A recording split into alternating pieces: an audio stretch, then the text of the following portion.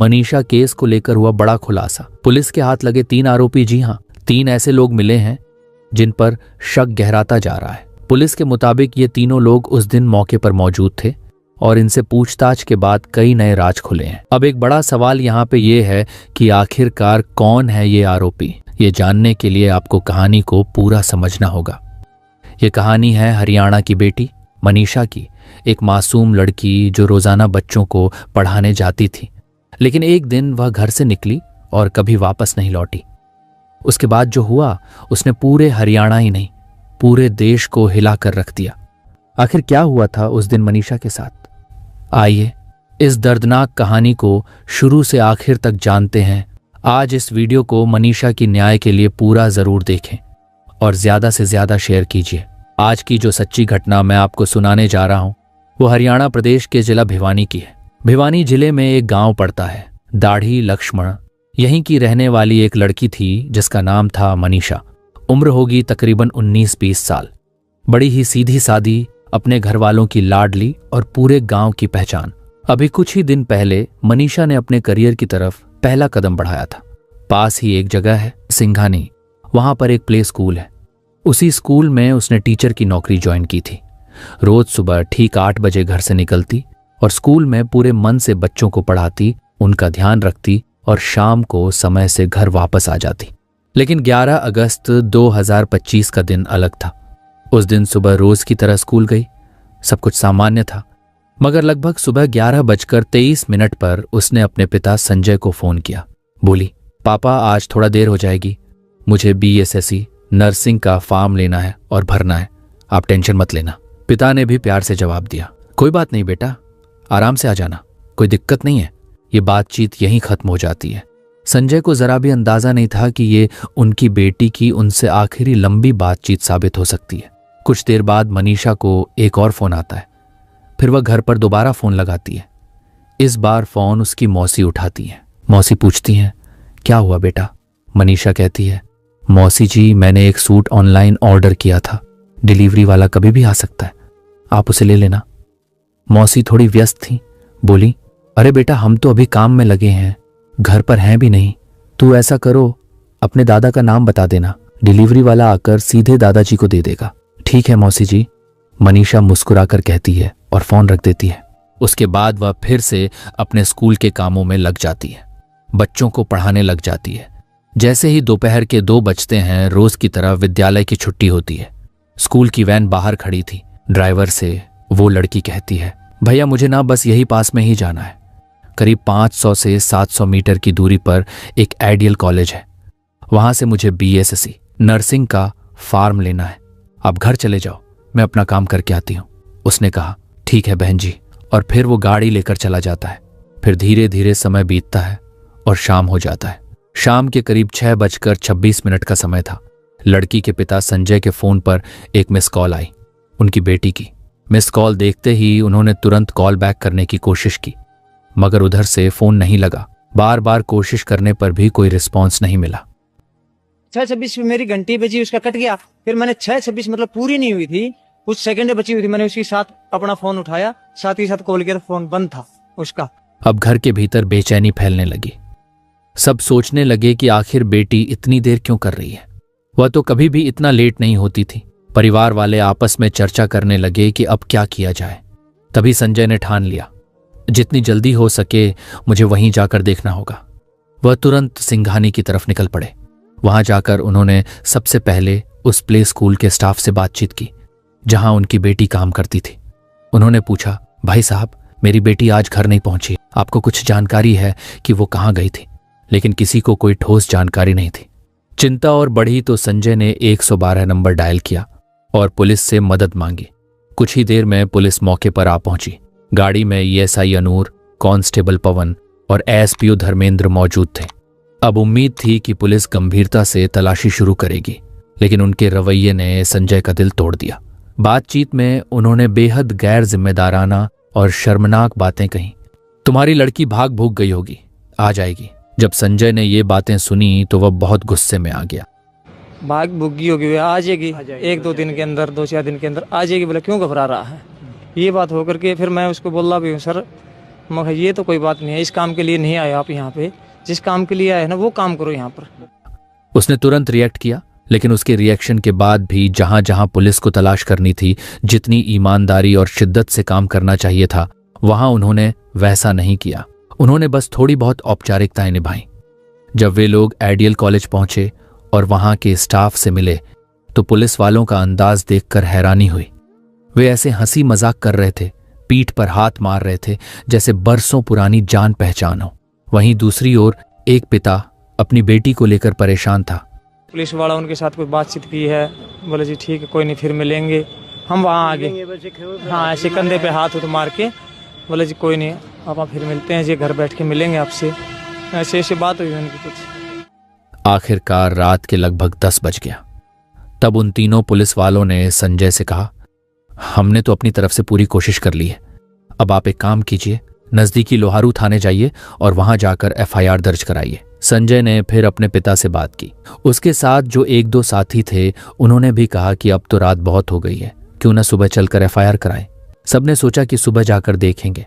फिर भी रात में जितना हो सकता था उन्होंने खुद अपनी तरफ से तलाश करने की कोशिश की।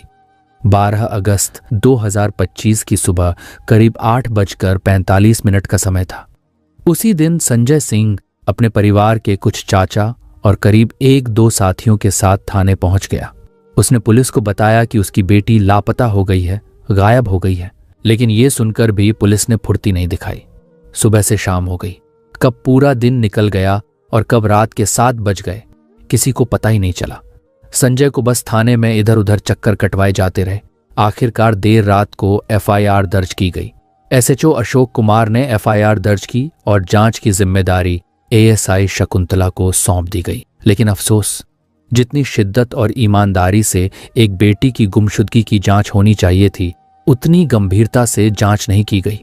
और हद तो तब हो गई जब थाने के अंदर ही बातें होने लगीं। शादी विवाह करके चली गई होगी, पिकनिक मनाने गई होगी, वापस आ जाएगी। ये सब सुनकर पिता का दिल टूट गया, आंखें नम हो गईं।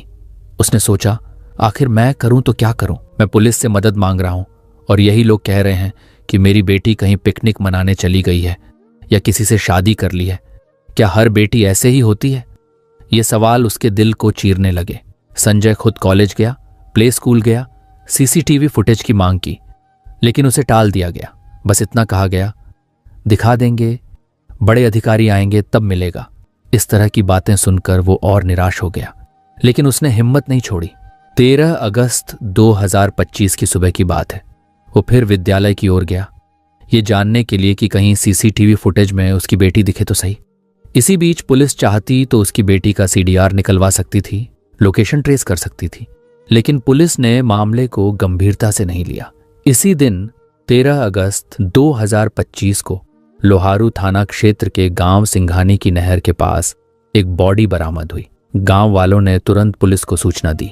जांच अधिकारी एएसआई शकुंतला ने संजय को फोन किया और कहा, संजय, आपको तुरंत आना होगा, हमने एक बॉडी पाई है, जरा देख लीजिए कि कहीं ये आपकी बेटी तो नहीं। ये सुनकर संजय के पैरों तले जमीन खिसक गई। उसका पूरा परिवार रोता बिलखता वहां पहुंचा।